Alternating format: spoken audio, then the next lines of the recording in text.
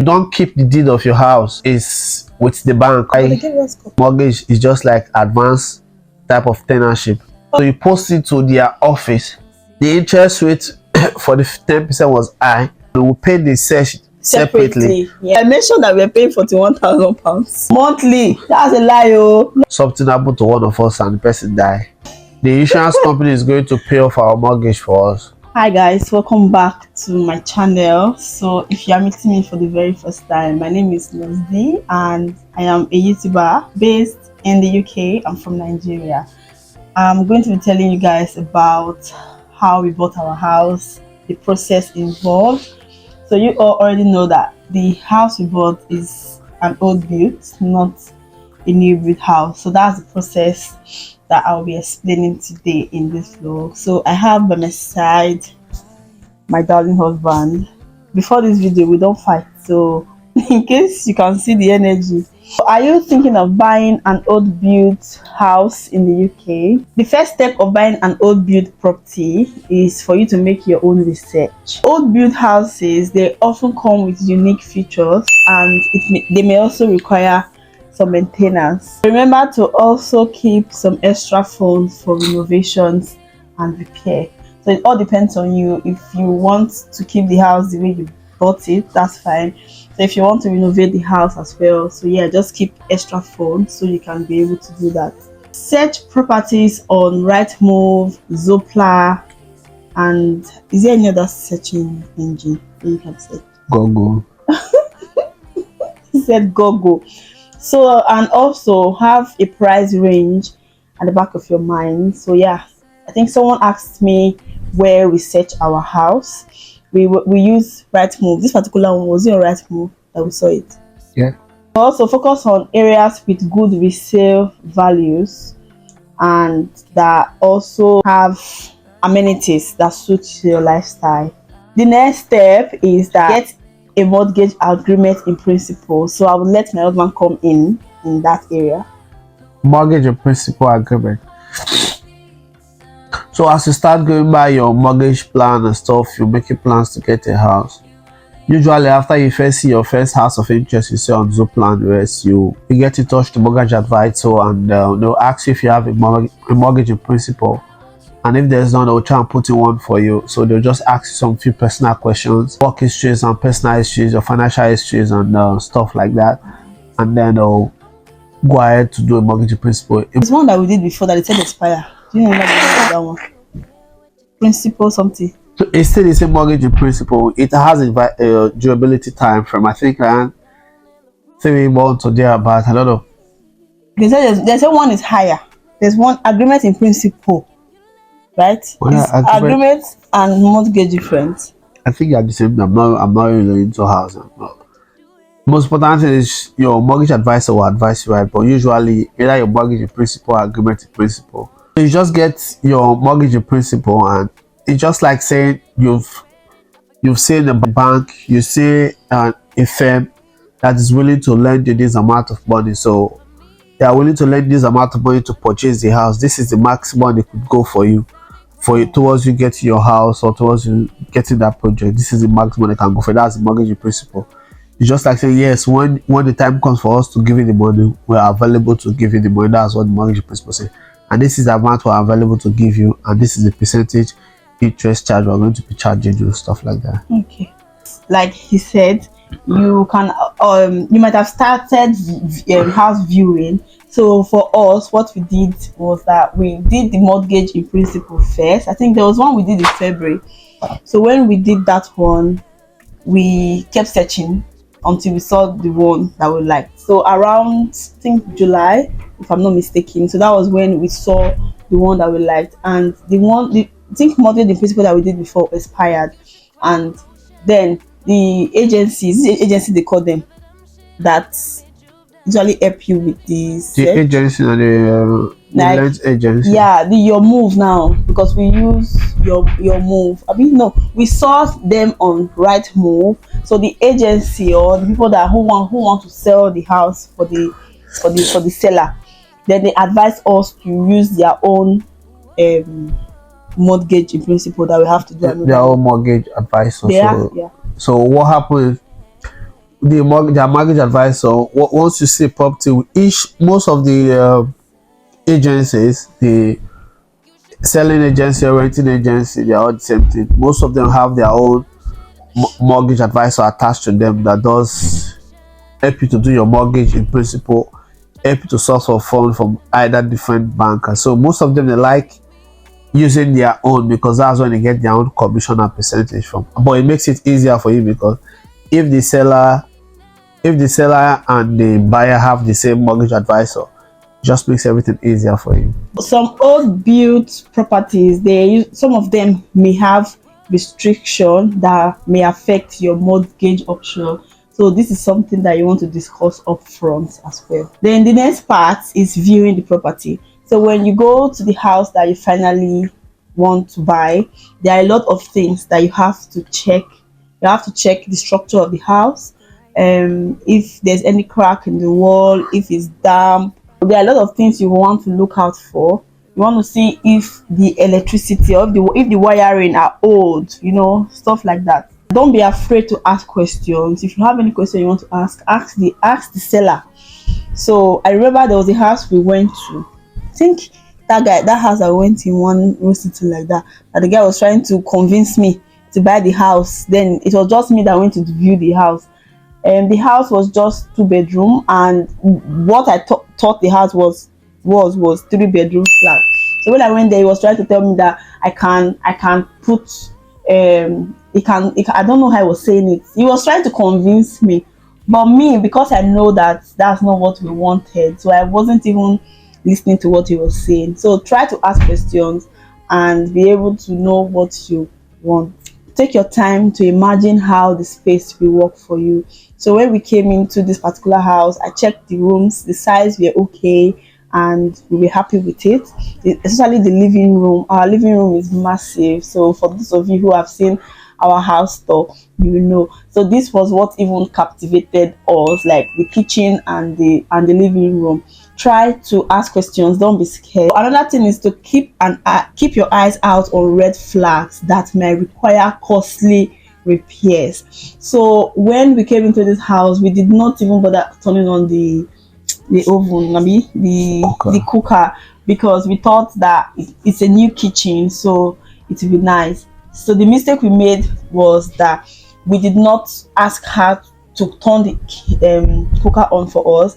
When we came into the house, the cooker was now making some sound, like halfway to die, halfway to go. So these are the things that you need to put into consideration. So if we had checked it at that time, she would have fixed it even before we came in. Wouldn't she have fixed it if we have noticed it? Yeah, I would have told her that she would have fixed it. Yeah. After you see a house that you like, the next step is for you to make an offer. So making an offer is just like you're going to the market and you're trying to bargain on that particular item you're buying. So you can either decide to bargain lower or bargain higher, depending on the property, depending on your instinct about the property, and depending on how well you see the property.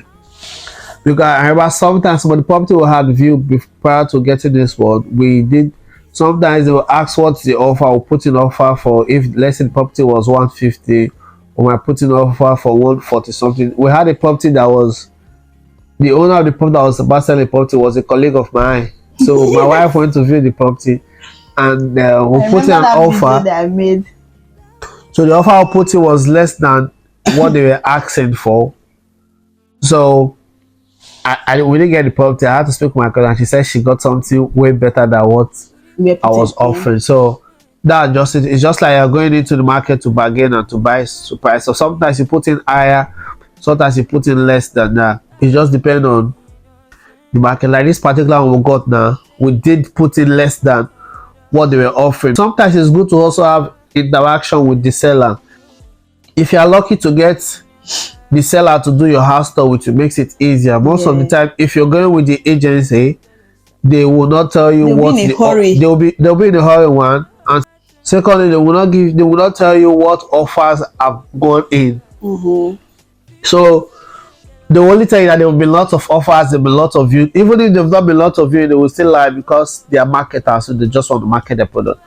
But if it's the seller, depending on the seller and depending on what she wants or he wants, they will tell you whatever information you're asking. For this particular one, we had an offer, and after we viewed the property, by the time we were about leaving, I just had a conversation with her. I was like, "Do you have too many views?" She said she's had a couple of views. Have you had any good offer yet? And she said she's not had what she's expecting. I was like, "Okay, what are you expecting?"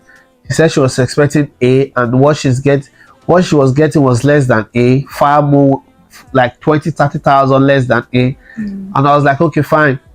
If I add 15,000 to the last A that you got, will you be happy with that? She said, yeah, she'll be fine with that, which is like another 50,000 less than our initial asking price. So I just went back and just told the seller that yes, this is what we are offering. And the agency were like, I told the seller that this is what we're offering, and okay, fine, we'll discuss with the agency. I told them how much we bought our house. So I was like, we'll put it 165. That's what we want to buy. And the agency were like, no, we're not sure that the seller is going to accept that, but we'll discuss with the seller. I was like, oh, okay. Before coming to meet you, I've had this conversation with the seller and just now, and she said that if I put in this particular figure now, that she's happy to give it to us, and that was it. Yeah, so that's where the power of negotiation comes in. So try and negotiate, especially when you have a one-on-one contact with the person selling the house. So the person that was selling our house, she was downsizing. She's an elderly person, so she needed to move out of this house so that she can go like to a smaller one. Someone asked me in the comment section, the person was like that if you are buying an old built house, is it like, do you move immediately, or will there be any delay? So it depends on the house you're buying. Sometimes if you check on Zoopla and Rightmove, they will tell you that this particular property, no chain, yeah, or chain property. What those means is that, or when you go and view the house, you ask them, you ask the agency, is it a chain property or is it a no chain property? What it just simply means is that a no chain property means that once you finish buying the house, you're moving into the house. You're not waiting for the seller to get another house. Why a chain property means the seller wants to sell his house so that he can buy another house. So that's the chain. So he needs to sell this one they are staying in so they can afford the next one they are moving into. So if in between the line, maybe where they wanted to buy, that person didn't sell that house, automatically they will be selling their house to you. So that's why you need to find out if it's a chain or a no chain property. If it's a no chain property, you just pay your money, you agree your price. Sorry, I have a code. You agree your price, you pay your money, and off you move into your property almost immediately. But if it's a chain property, you have to wait for them to finish selling, finish completing their deal, and then you can move into your house. That just is. Like we completed that because ours was a chain property because it was downsized to a smaller house. Although everything was a bit very fast, that was the luck we had. But sometimes you might have a colleague of mine that bought had to wait for extra 2-3 weeks before moving into his house after paying his. Yeah, because I remember that the lady told us that particular day that once we agree, she already had a house that she liked, that she want to move in. So she was just waiting to like have someone who's ready to pay the offer, right? So that she can now start her own process. So everything happened simultaneously. As soon as we accepted, or as soon as we agreed to say, okay, we are paying this amount of money, she started her own process. So I think that was why ours was fast. So the process it took us was about 3 months. So we got an offer in July and we got our key October 4th. So to answer that question that the person asked us, the date that they gave to us, it was a date that was decided by us. So the conveyance people that now called us now? Solicitor. So the solicitor called us to ask us if we are happy with a particular date in October. We were like, yes, we are happy with that date. If we were not happy with that date, it will now depend on us, not on the lady. Because at this point, I think the lady was now waiting for us, right? To now leave. Yeah, so that's it. So don't hesitate to make an offer, especially if the house has been on the market for a very long time. So once your offer is accepted, that property is under offer, like it's considered to be under offer. So that's when you'll now be happy that, oh yes, my offer has been accepted and stuff like that. The next step is for you to have the conversation with your solicitor where they start asking you to do the paperwork, and yeah, this is where the time comes in. Do you want to explain that? So like for us, what happened was after I had that conversation with the agency that the offer has been accepted and the call to confirm, so the next thing we did was to do an ID check. Yes. So we did an ID check. So this ID check, depending on the agency you are using, some agency will charge you for ID check, some other agency will not charge you. My agency asked me to pay for the ID check. I paid about 30 or 60 pounds. For both of us. Yeah. Yes. Can't remember exactly how much. Friend of mine and we're both doing the same process together. Use a different agency and they did charge you for ID check. Once you've done your ID check, my agency, after we did the ID check, like, you took the house off the market and they started reserving the house was put sold, which is normal process. The agent in charge of my case said I was going to get a call from the mortgage advisor. So that's when I got a call from the mortgage advisor, and the mortgage advisor now decided to do a new mortgage in principle for us this time around. Did a new mortgage in principle with Barclays Bank. Everything was done, talked about the percentage, everything sorted at particular percentage, and they asked how do you want to do it, if it was a variable or fixed rate. I did my own personal research also and found out, okay, fine, it's easier to just, for the first 2 years at least, let's just put it on a fixed rate, and then the day after we'll know if we want to put on the variable rate or we'll know what to do next. So what it makes is that the interest rate, it's controlled by Bank of England. Sometimes it goes up, sometimes it goes down. So if it's fixed, the current interest at that time, that's what you will use for the next 2 years. But if it's variable, it's whatever the interest is at a particular time, that's what you'll be paying. So if the interest goes up for that month, you pay high. If it goes down for that month, you pay less. Interest rate? Yes, the interest on the money you borrow from the bank. You pay less or you pay high. So, but if it's fixed, you just fix. So we decided to go on fix. So we fixed the interest rate, did the mortgage in principle. So it was after we've completed the mortgage in principle, everything, that's the new mortgage in principle, do all the documentation and get approval from Barclays Bank that they're happy to do the. Is it because both of us use Barclays Bank? Do you think that's why they used it as our? It's just because they put in so many personal factors into play. Your work, your income, different things, and how much you're spending on childcare and stuff like that. So they put in so many factors, and I know which one best suits you, your immigration status and the rest. So you get different lenders. We got almost 50-60 lenders that was showing that sent me, but Barclays was the one that was giving us a better option, a better deal. I didn't even know about this. Yeah. So Barclays gave us a better deal, so that's why we move for Barclays. Okay. While we're doing that, we'll start the solicitor concurrently. So with the solicitor, you pay the solicitor fee and you also pay the search fee. So what the search fee is for people to go to the house to examine the house. If the house is okay, if there's no problem, no environmental issues, so they'll do a search for you and they'll give you a search report concurrently as the mortgage is going on. So you pay for search, you do your search, you send someone down to do search, view the property, assess the property, search if there's any environmental problems, structural problems. Mind you, the search they are not doing the search to know if there is any fault with any electrical appliances within the house. They are not doing that search? No, the search just has to know the structure. How is the building? Is the building integrity okay? How is the wiring of the house? Is the wiring of the house okay? They are not going to check the burners or the cooker or the heating of the house. No. So it's just it's just a structural check. Check the integrity, check the location of the house. Is it on the wayside?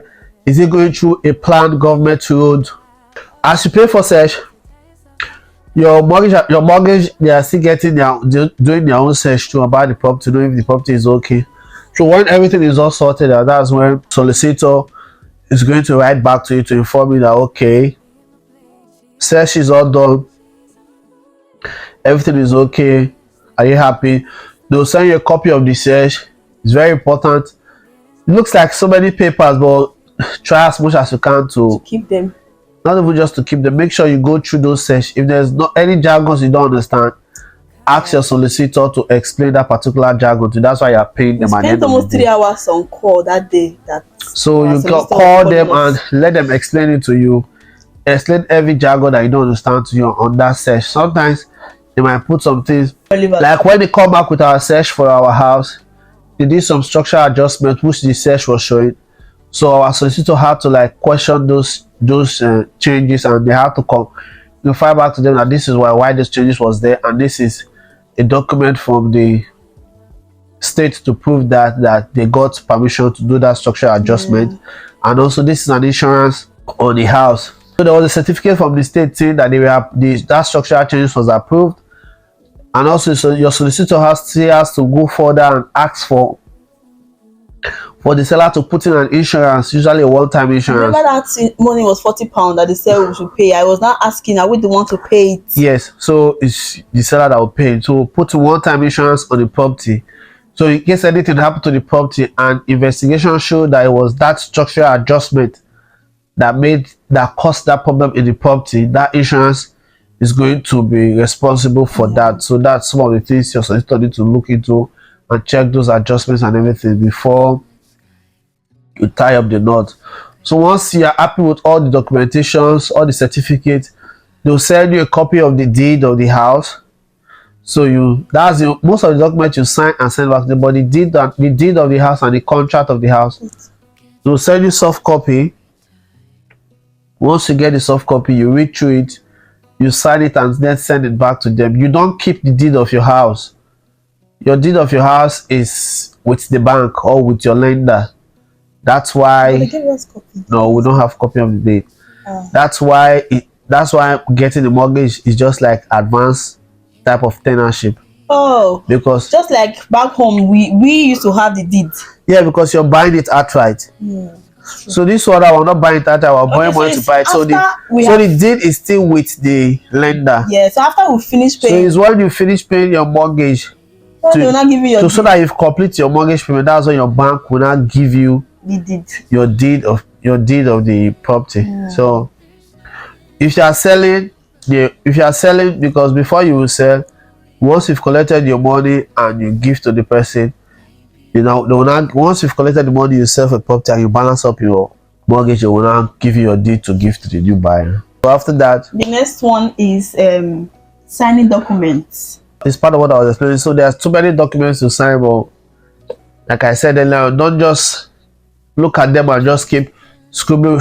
I'm tired, let me just sign it. Or just make sure one of you take time to go through them, ask questions, call your solicitor, ask them why is this there, why is this there. Ask questions before you sign, because there are so many documents to sign, so many paperwork to sign. And also be prepared to submit more documents, because this is a key step before contract can be exchanged. Once you finish signing so many documents, but the last document for you to sign is your contract. Usually sign your contract and your deeds together. So once you sign them, 99% of solicitor require you to post it to their office. They want the ink signed contract and the ink signed deed. So you post it to their office.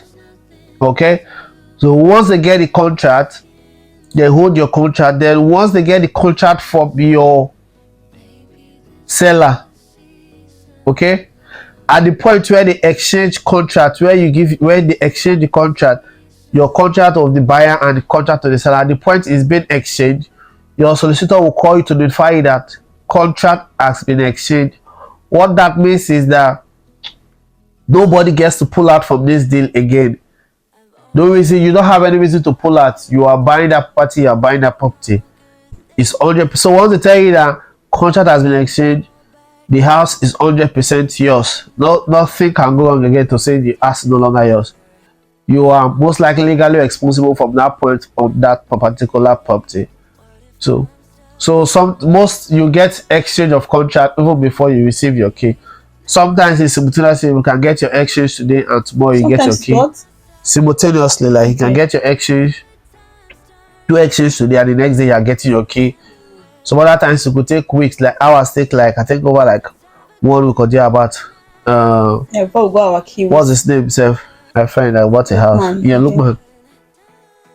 His own he did exchange and He's still talking took, about his friend that also got a house. yeah, it took almost like 3 weeks for him to get his key and move into the house. So but the confirmation that the house is yours is the exchange of contract.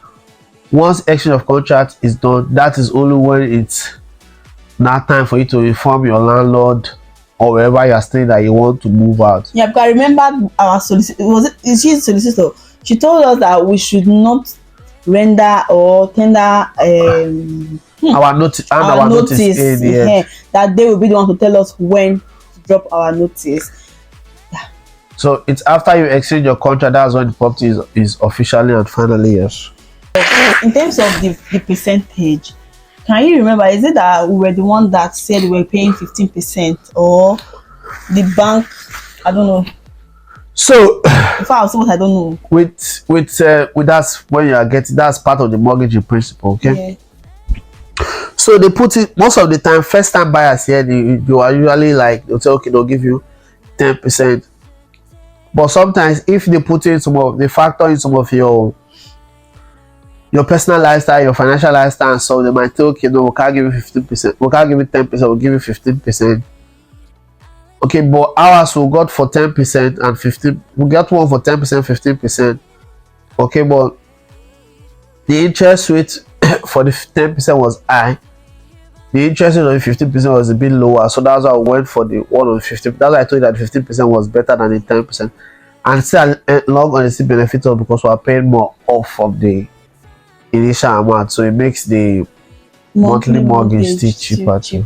So we are in 3 bedroom and we paid 15%. So 15% of £165,000 was about 24,750. something. You just think I get me and my brain on the work. And what else again did we pay? Because we paid more than that. That was just for the mortgage. So the other things we pay is all classified as moving fee.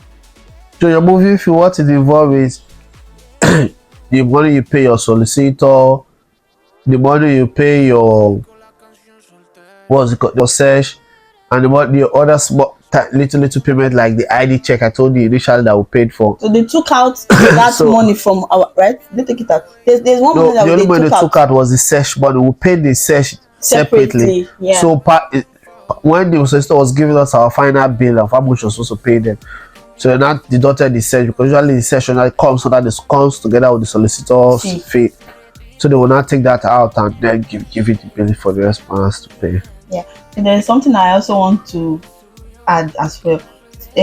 Our monthly payments. I don't remember how much we're paying monthly. The mortgage itself is 721. Yeah, so our mortgage itself is 721. I think I mentioned it in my previous video. So 721. We have some other money that we are paying as well. Just the different insurances. So, life insurance. So now that my husband is here, I think I was blabbing in the other video. Maybe I mentioned that we are paying £41,000. Okay. Monthly. That's a lie. Oh, let the man come and clarify that. No, so it's so we did the two insurance. One is life insurance. So what it means is if by adventure something happened to one of us and the person die, the insurance company is going to pay off our mortgage for us. So that's that one. That's life insurance. So I think that's £14, right? So for the both of us are paying £14 for each, that one. or both of us? Both of us £14. Okay. Then we did building and content insurance. Yeah, so that's building the and content insurance. Entire house and the content inside. So what it means is, it's not that we're insuring the show, the TV. It's just like they will give you like a particular amount of money that in case anything happened to the house, maybe the fire, house, maybe it's something. fire or flood or the house was damaged. So aside of them paying for the house, they'll give us a particular amount of money. I think ours is like, is it 45,000 or 75,000? I can't remember the exact numbers. Yes, that's what they will give us to furnish our house if we get another house again with the money they'll pay us. House insurance now is now building and content. Do you understand? Yeah. So like when our cooker got bad, it's not for them to come and fix it for us. So no. Yeah. That is different. If then you will not still do. That's when you now do some insurance within your property. Maybe insure your boiler, your cooker, but we've your not fridge, done that one yet. Plumbing and stuff like that. I'm still trying to look for a very affordable one like that. That's affordable and reliable one. Affordable and reliable one. Yeah. So I don't know if there's any other question that people want to ask for, but these are the steps that we used. Sometimes they might tell you to do I've forgotten the name of the insurance. So that insurance is just like saying if tomorrow you stop working. Oh yeah, remember when you the insurance company will pay for your mortgage. They didn't say we should be doing that, but that would be costing us like 50-something pounds a month. So me 35, then for you 20 something, that's like 50-something pounds. And in fact, buying a house in the UK depends on wherever you are. So it depends on your location. So it's cheaper in the north. I will not say like generally in the north, but depends on the area in the north that you are in. Like in London, it's very expensive. So I cannot go and sit down in London and say I want to buy a house. That's why can't you? No. It's not. People get that in London. People get house, but that's my own strength. For me, I know fit for now. I cannot use NHS work to go and be buying house in London. People build us in NHS. Hey, okay, why didn't you go? Because I'm not living in London. That's because you didn't want to go and live in London. So let's just leave it like that. Yeah, so guys, buying an old built house in the UK can be rewarding. It does come with its unique challenges. I hope that this step-by-step guide has made the process clearer for you. And if you have any other question in the comment section, do well to ask me. I always reply comments, so I will be there to answer your comments or answer your question. So if you find this video helpful, please do well to like, comment, share, subscribe if you are yet to subscribe, and also turn on your post notification so that whenever I post new videos, you will be the first to get notified. On that note, I think I should be saying thank you to my husband for coming here to sit with me. It's been a long time that you've shown your face on my channel, like officially. Alright guys, so thank you for watching this video, and what do you want to say to them? Say, I did not say you should wave. Thank you very much. Thank you guys for having support. Yes, say it again. Tell me to say thank you to them for their support. Thank you for your support. You can't fall. Please let me tell them to subscribe. Maybe they will hear your own voice. There are some people that are watching me. Like I have tons of people that watch me, but they don't subscribe to my channel. Okay. Did I offend you? Thank you very much for returning to this channel to watch, to support, for your love, for your comments, your likes. Thank you very much. I really appreciate this. We really appreciate it. And those of you that are yet to subscribe, please try and subscribe. It doesn't take much. It doesn't take more of your data. It's just a click of the button to subscribe. Try and subscribe, and not just subscribe and turn on your notification bell on so you're notified. Okay, you get to upload new videos. Okay, so like I said, if you got any questions, leave them in the comments. I'm going to answer them. See you in the next video. Bye guys.